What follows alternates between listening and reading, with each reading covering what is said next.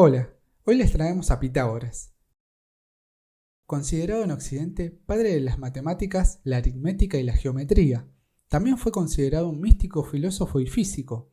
Entró en la inmortalidad 500 años antes del principio de la era judeocristiana, lo que lo llevó a este espíritu la misión de cubrir los siglos por venir a la civilización occidental. Nació alrededor del 569 a.C., en la isla de Samos. Era el hijo de un comerciante de sortijas de la misma ciudad y de una mujer llamada Pártenis. La pitonisa de Delfos, consultada en un viaje por los jóvenes esposos, les había prometido un hijo que sería útil a todos los hombres en todos los tiempos. Pasado el tiempo y lejos de contrariar a sus padres, estos lo habían animado en su inclinación por el estudio de la sabiduría.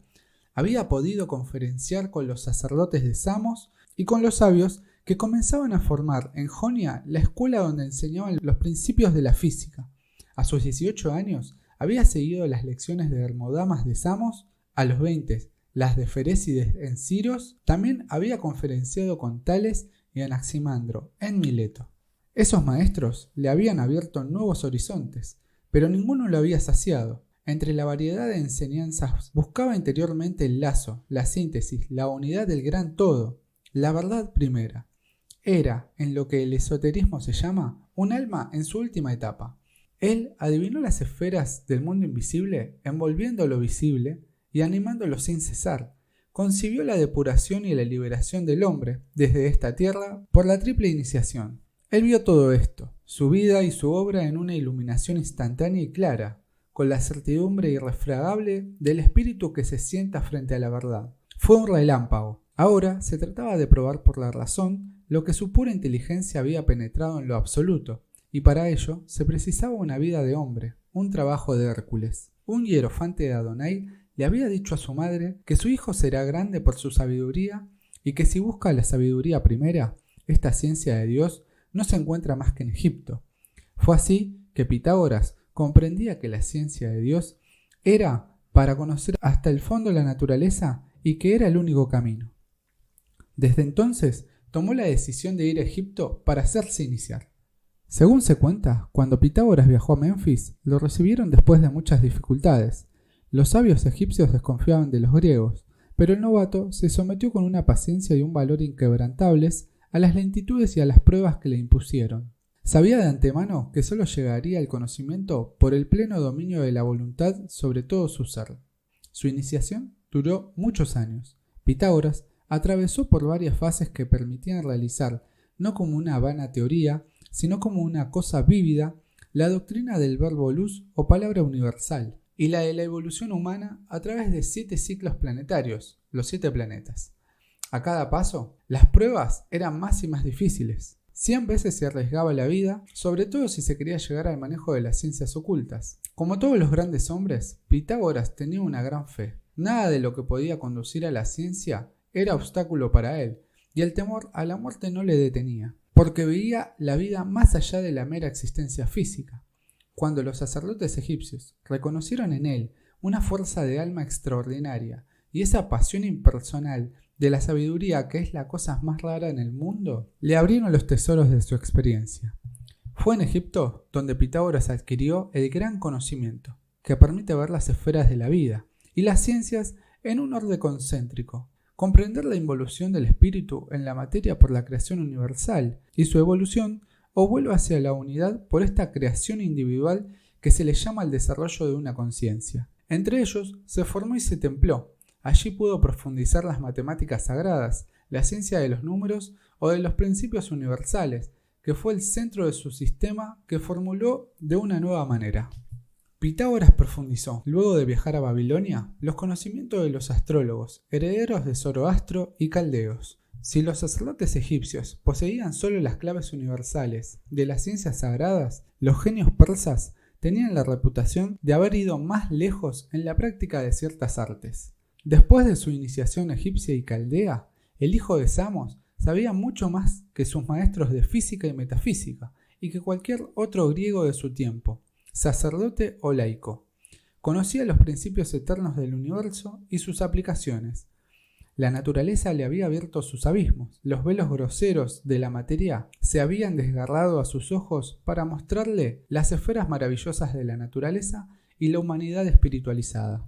En el templo de Neit Isis, en Memphis, en el de Bel de Babilonia, se había aprendido muchos secretos sobre el pasado de las religiones, sobre la historia de los continentes, como la Atlántida, entre otros, y la evolución de la humanidad, que, según dicen extraoficialmente, tiene millones de años de existencia. Sabía que todas esas religiones eran rayos de una misma verdad, dividida en diversos grados de conciencia y para diferentes estados sociales. Pitágoras tenía la clave y la síntesis de todas esas doctrinas en la ciencia esotérica. Este legendario, como conviene a un maestro, sabiendo que era grande entre grandes, fue una figura austera, marcado siempre de sabiduría y serenidad.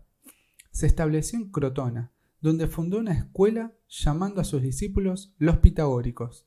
Esta escuela, cuya enseñanza principal tenía como base la armonía del universo y la posibilidad de representar mediante números las relaciones entre las cosas, lo que hizo que admitieran el número como el principio del cosmos, el orden, y la mónada como el principio del número.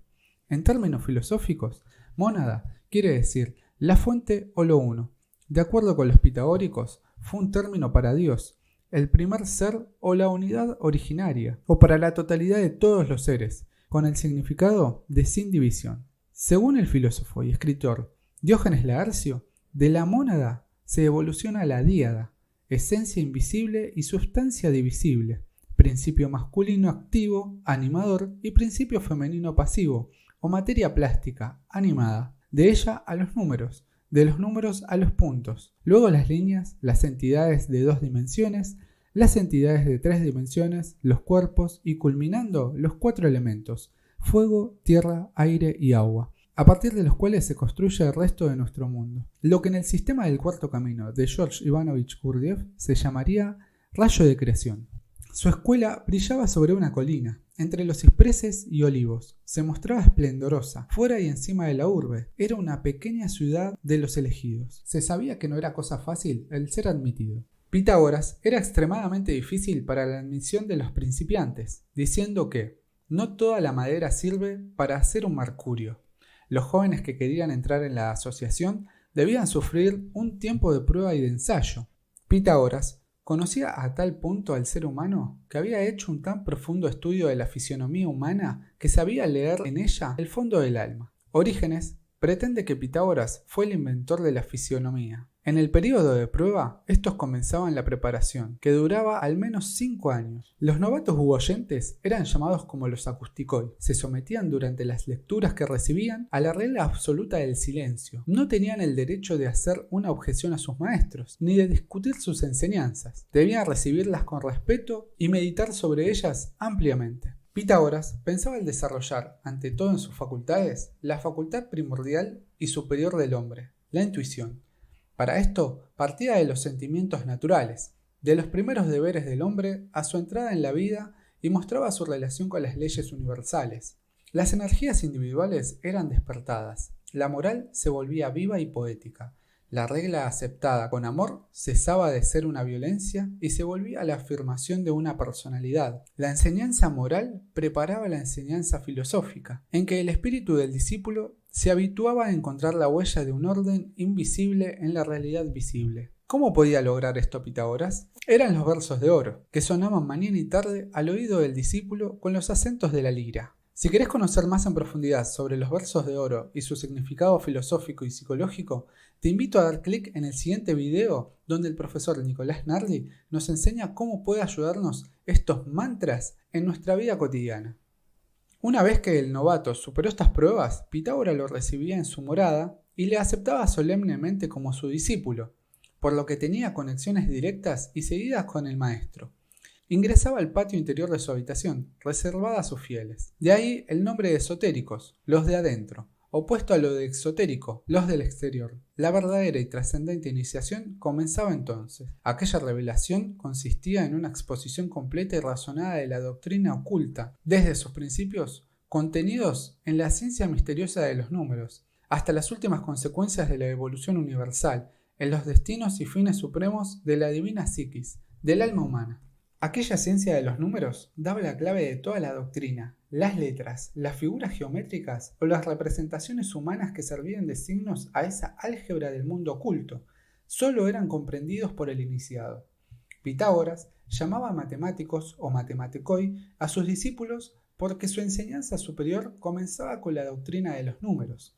Pero esta matemática sagrada, o ciencia de los principios, era a la vez más trascendente y más viva que la matemática profana, única conocida por nuestra edad moderna. El número no se consideraba solo como una cantidad abstracta, sino como la virtud intrínseca y activa del Uno Supremo, de Dios, fuente de la armonía universal. La ciencia de los números era de las fuerzas vivas, de las facultades divinas en acción, en los mundos y en el hombre, en el macrocosmos y en el microcosmos. Pitágoras formaba nada menos que una teogonía y una teología racional. Pitágoras le llamaba el uno primero compuesto de armonía, el fuego viril que atraviesa todo, el espíritu que se mueve por sí mismo, el individuo y el gran no manifestado, donde los mundos efímeros manifiestan el pensamiento creador, el único, el eterno, el inmutable, oculto bajo las cosas múltiples que pasan y cambian.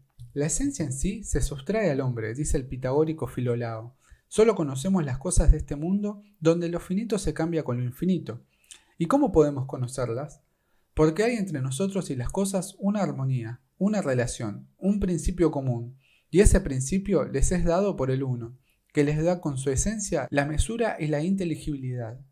En las matemáticas trascendentales se demuestra algebraicamente que 0 multiplicado por infinito es igual a 1. 0, en el orden de las ideas absolutas, significa el ser indeterminado. El infinito, lo eterno, en el lenguaje de los templos, se simbolizan por un círculo o por una serpiente que se muerde la cola, que significa el infinito, moviéndose a sí mismo. Y, desde el momento que el infinito se determina, produce todos los números que en su grande unidad contiene y que gobiernan una perfecta armonía. Tal es el sentido trascendente del primer problema de la teogonía pitagórica, la razón que hace que la grande mónada contenga a todas las pequeñas y que todos los números surjan de la grande unidad en movimiento. Pitágoras dominó el pensamiento de su tiempo. Su genio era tan variado que tanto las supersticiones, así como los racionalismos más seguros, pudieron refugiarse bajo su autoridad durante toda la Edad Media. La esencia de su enseñanza era la doctrina mística, según la cual todo era número. La enseñanza más segura que se identifica con Pitágoras es la transmigración de las almas, que sostiene que cada alma es inmortal y al morir entra en un nuevo cuerpo. También ideó la música universalis, o música de las esferas, que sostiene que los planetas se mueven de acuerdo con ecuaciones matemáticas y por lo tanto resuenan para producir una sinfonía musical inaudible. Tras la decisiva victoria de Crotón sobre Sibaris alrededor del 510 a.C., los seguidores de Pitágoras entraron en conflictos con otros partidarios y las casas de reunión de Pitágoras fueron incendiadas. Pitágoras pudo haber sido asesinado durante esta persecución o escapó a Metapontum, donde finalmente murió. El filósofo sirio Jámblico escribió sobre Pitágoras. También alcanzó la cúspide de la perfección en aritmética y música y las otras ciencias matemáticas enseñadas por los babilonios. Pitágoras iba mucho más lejos en la enseñanza de los números. En cada uno de ellos definía un principio, una ley, una fuerza activa del universo. Pero él decía que los principios esenciales están contenidos en los 4 primeros números, porque adicionándolos o multiplicándolos se encuentran todos los demás. De igual modo, la infinita variedad de los seres que componen el universo es producida por la combinación de 3 fuerzas primordiales: materia, alma, espíritu, bajo la impulsión creadora de la unidad divina que las mezcla y las diferencia, las concentra y las anima. Con los principales maestros de la ciencia esotérica, Pitágoras concedía una grande importancia al número 7 y al número 10. 7, siendo el compuesto de 3 y 4, significa la unión del hombre con la divinidad. Es la ley de la evolución. El número 10, formado por la adición de los 4 primeros y que contiene el precedente, es el número perfecto por excelencia, puesto que representa todos los principios de la divinidad evolucionados y reunidos en una nueva divinidad. Pitágoras fue un adepto, un iniciado de primer orden. Poseyó la vista directa del espíritu, la clave de las ciencias ocultas y del mundo espiritual. Platón, que tomó de Pitágoras toda su metafísica, tuvo de ella completa idea y lucidez para explicarla y hacerla comprender. La escuela alejandrina ocupó sus cimas superiores. La ciencia moderna ha tomado su planta baja y consolidado los cimientos. Un gran número de escuelas filosóficas, de grupos místicos o religiosos, ha habitado los diferentes compartimientos, pero ninguna filosofía abarcó jamás el conjunto. Este conjunto, de forma breve, es el que hemos tratado de mostrar aquí, en su armonía y su unidad. Pitágoras de Samos vivió hace más de 2500 años y todavía no se descubrió en su totalidad la magnitud de su enseñanza en las matemáticas y el álgebra. ¿Podemos ver el tamaño de su enseñanza? Lo que hace falta hoy para comprender su obra es el factor metafísico y espiritual que, tras siglos de conflictos por entender cuál es el sentido de la vida, mayormente en Occidente, es hoy donde empezamos a tener un vislumbre, una inquietud interior por encontrar la verdad.